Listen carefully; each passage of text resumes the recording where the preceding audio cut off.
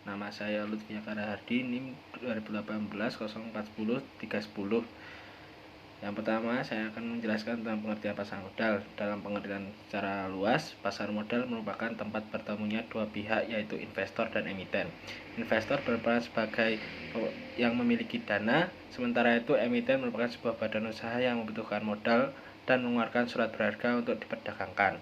Yang kedua, pengertian IPO merupakan pasar di mana saham diperdagangkan untuk pertama kalinya sebelum dicatatkan Bursa Efek Indonesia.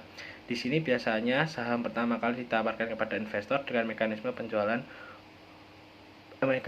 penawaran umum perdana.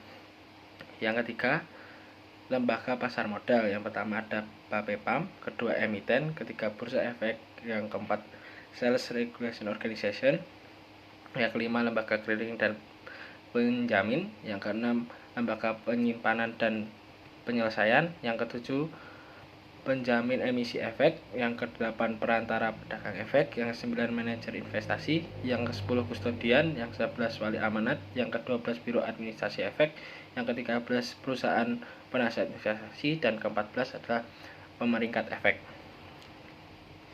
Yang ketiga, saya akan menjelaskan produk pasar modal. Yang pertama, saham. Saham merupakan salah satu instrumen pasar keuangan yang paling populer. Yang kedua adalah obligasi. Obligasi adalah surat utang, merupakan salah satu efek yang tercatat di bursa efek lainnya seperti saham sukuk.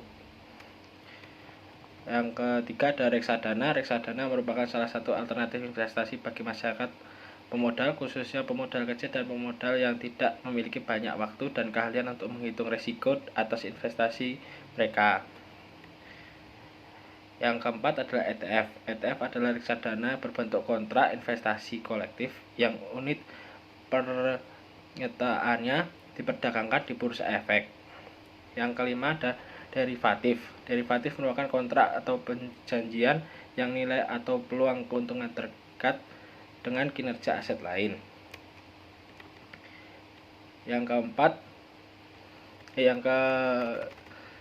kelima, pasar modal syariah dan produknya.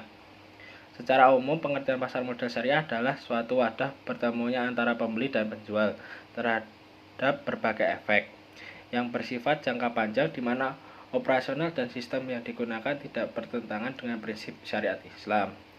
Berikut adalah produk pasar modal syariah. Yang pertama adalah saham syariah, sukuk, reksadana syariah, ETF syariah, EBA, dan DIR syariah.